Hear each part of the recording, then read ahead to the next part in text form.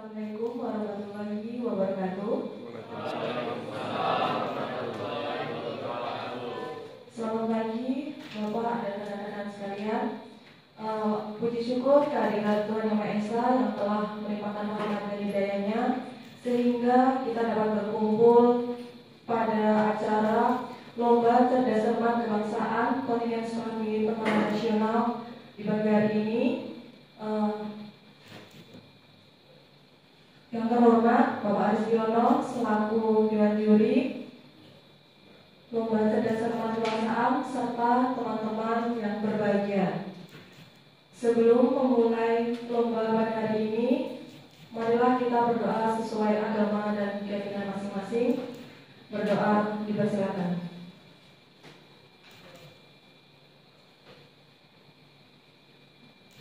Berdoa selesai.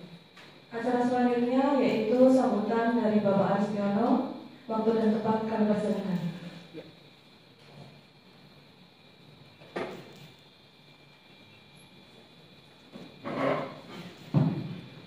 Terima kasih pada panitia Cerdas Cermat Kebangsaan, sahabat-sahabat sekalian, para mahasiswa. Assalamualaikum warahmatullahi wabarakatuh. Semangat ya. Salam sejahtera bagi kita semua. Selamat pagi. Terima kasih Anda berkenan mengikuti acara Cerdas Cermat Kebangsaan. Ketika saya diberi kesempatan menyampaikan sambutan, saya terbiasa kalau menyampaikan sesuatu ada judulnya ya.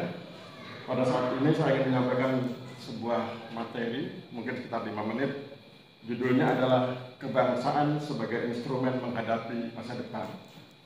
Anda tentu tahu bahwa masa depan Indonesia itu seringkali dipahami, dikenali, diketahui oleh para ilmuwan sebagai apa yang kita kenal dengan istilah VUCA ya.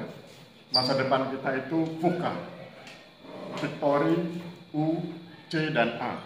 VUCA, Victory. Tapi kemudian P-nya itu bukan Victory. Kalau Anda ketahui di beberapa literatur, P-nya itu adalah volatility, bergejolak. Jadi masa depan kita, masa depan saya, masa depan Anda, usia saya sekarang 62 tahun, kita cuma beda 2 angka ya. Anda mungkin sekitar 20-an, saya 62 kan beda 2 angka. Tapi tidak terlalu beda. Dan masa depan kita dikenali oleh para ilmuwan sebagai VUCA. VUCA, VUCA, volatility, volatilitas, bergejolak. Masa depan Anda, masa depan saya bergejolak. Penuh dinamika. Anda tahu bagaimana kemudian Elon Musk menciptakan satelit yang jaraknya dari permukaan bumi tidak terlalu jauh, hanya sekitar 500 km, dan itu kemudian meruntuhkan bisnis internet. Anda tahu kalau di bisnis internet itu berlangganan 1 bulan sekitar 7 juta di daerah-daerah terpencil, tapi dengan Starlink-nya Elon Musk cukup dengan 700.000. Ini bukan endorse, tapi ini pengetahuan bahwa segala sesuatu itu disrupsi, ada gejolak, ada volatilitas, dan itu harus Anda hadapi. Ya. Kemudian ada yang berikutnya adalah uncertainty. Masa depan Anda itu tidak ada kepastian. Itu hal yang perlu Anda ketahui. Jadi kalau Anda ketahui bahwa masa depan Anda bergejolak, masa depan Anda penuh dengan ketidakpastian, dan masa depan Anda itu juga mengalami apa yang disebut dengan complexity, rumit, Anda harus hadapi itu, dan ambiguity yang menimbulkan keraguan. Jadi masa depan Anda itu VUCA, P-U-C-A, volatility, bergejolak, uncertainty, tidak ada kepastian, complexity, rumit, dan ambiguity menimbulkan keraguan.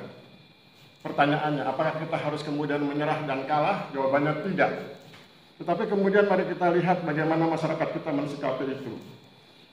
Masyarakat kita mensikapi VUCA, ya, bergejolak, tidak ada kepastian, rumit, menimbulkan keraguan, menghadapinya dengan cara yang keliru. Renat Kasali menyebut dengan istilah BANI, brittle, anxious, non-linear, dan incomprehensible. Mari kita bedah satu-satu.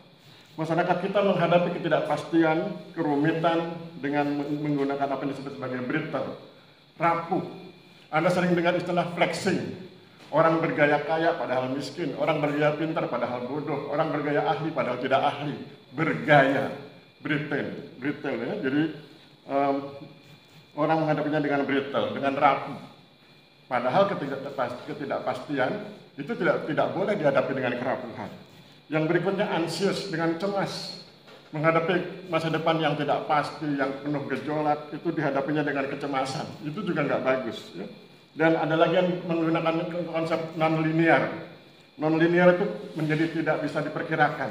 Kalau linear itu bisa diperkirakan ya, A, B, C, dan seterusnya bisa diperkirakan. X1, X2, dan seterusnya itu bisa diperkirakan. Tapi sebagian orang menggunakan konsep non-linear. Apa itu? Kedukun, ke paranormal. Mereka pikir itu hebat, padahal itu tidak hebat.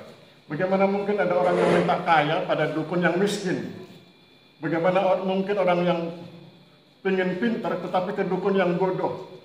Dia pengen S3, dukunnya S3 aja nggak tamat. Ya, itu, jadi non-linear. Ada lagi yang incomprehensible, tidak lengkap. Ya, kalau dia mengetahui sesuatu, dia tidak lengkap. Contoh, kalau Anda mengetahui tentang pengukuran pemetaan kadastral, tapi Anda nggak paham kenapa itu harus diukur, kenapa itu harus dipetakan, itu namanya incomprehensible. Oleh sebab itu, kalau dalam konteks Anda diajarkan, kalau ini mengukur, kenapa diukur, sebabnya begini, cara mengukurnya seperti ini, dampaknya begini. Ya, jadi ada input, ada proses, ada output, ada outcome. Itu yang disebut comprehensible. Tapi masyarakat kita sering kemudian incomprehensible. Nah, fenomena seperti itu, bahwa masa depan itu VUCA, tetapi kemudian dicermati, dihadapi dengan cara bani, yang tadi saya bilang rapuh, cemas, tidak linear, dan tidak lengkap, itu keliru. Ya. Bahkan sekarang Anda sering dengar istilah, ayo kita sambut Indonesia Emas 2045. Mereka pikir Indonesia Emas 2045 itu nanti adanya di 2045. Bohong itu.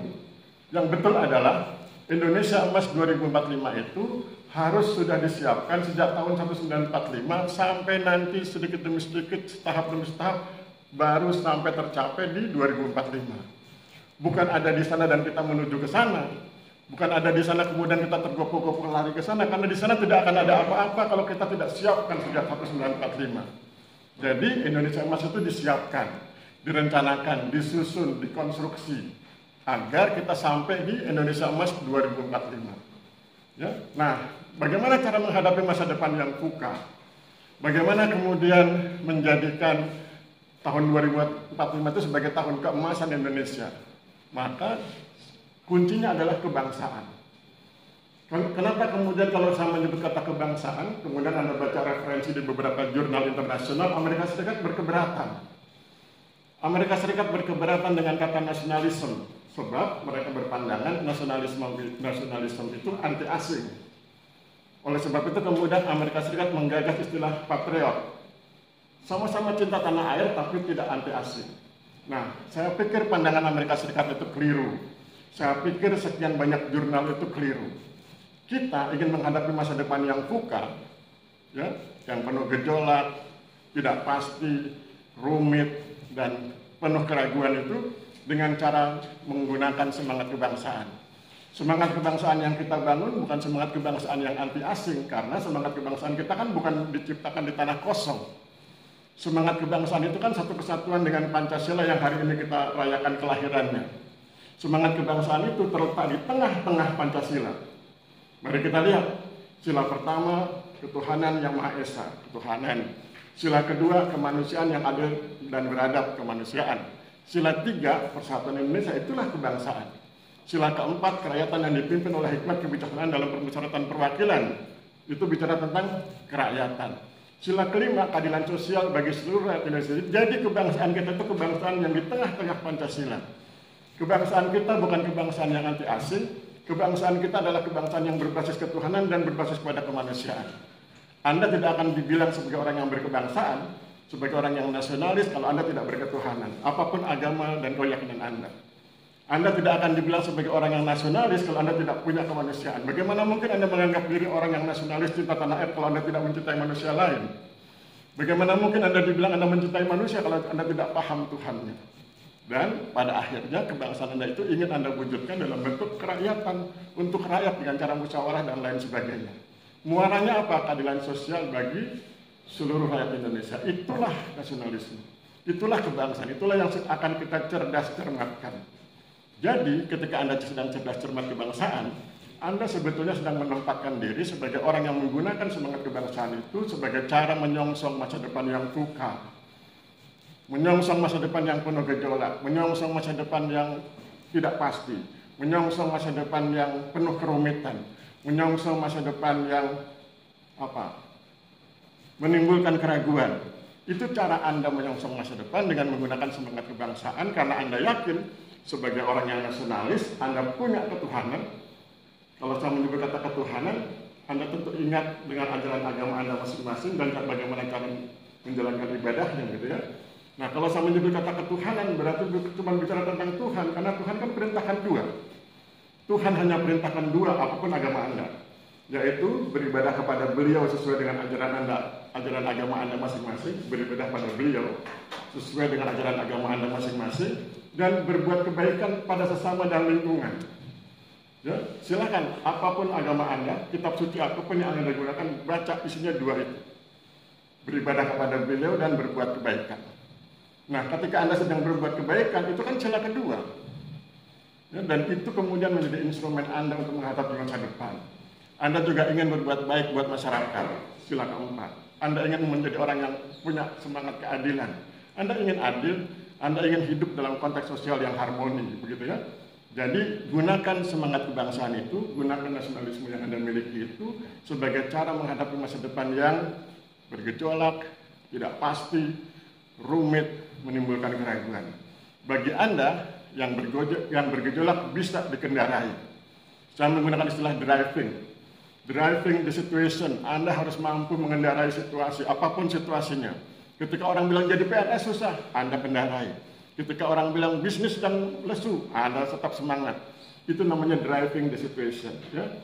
Ketika situasi bergejolak, ketika kemudian situasi menjadi uncertainty, tidak pasti, Anda punya Tuhan. Berdoalah pada beliau. Saya punya istilah galau. Kalau Anda bicara tentang ketuhanan, saya punya istilah galau. God always listening, always understanding. Ya? Tuhan selalu bisa mendengarkan dan selalu paham apa kebutuhan Anda. Maka berdoalah ya. Saya sering dapat istilah dari teman-teman itu push. Pray until something happen.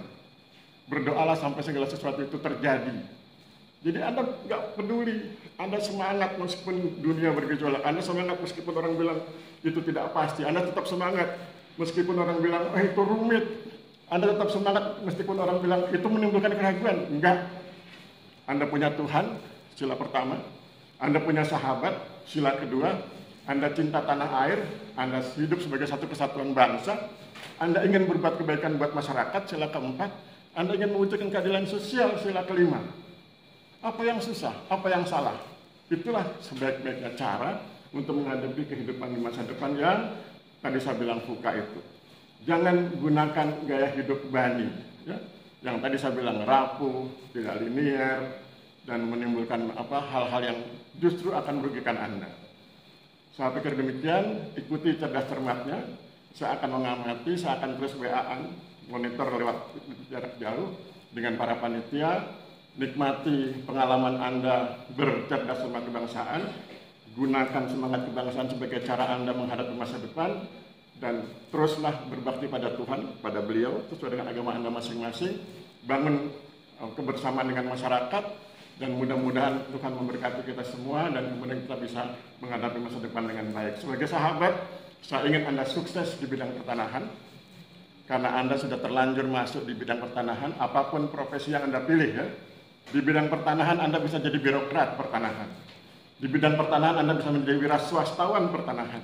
Di bidang pertanahan Anda bisa menjadi influencer pertanahan. Influencer pertanahan itu Anda mainkan media sosial, pengaruhi orang, dan Anda dapat duit, dapat nafkah dari situ. Apapun yang Anda kerjakan silakan, sepanjang Tuhan memberkahi, sepanjang Tuhan mengizinkan, sepanjang itu bermanfaat buat masyarakat, maka kerjakan itu. Tetap semangat menghadapi dunia, jangan gentar dengan kerapuhan segala macam itu, jangan gentar dengan orang bilang rumit dan lain sebagainya. Hadapi, gunakan semangat nasionalisme, mudah-mudahan Tuhan memberkati. Saya pikir demikian, saya akhiri, mudah-mudahan bermanfaat. Saya akan terus monitor kegiatan ini. Saya akhiri, wabillahi taufiq wal hidayah. Wassalamualaikum warahmatullahi wabarakatuh. Salam sejahtera buat kita semua, selamat pagi dan terima kasih.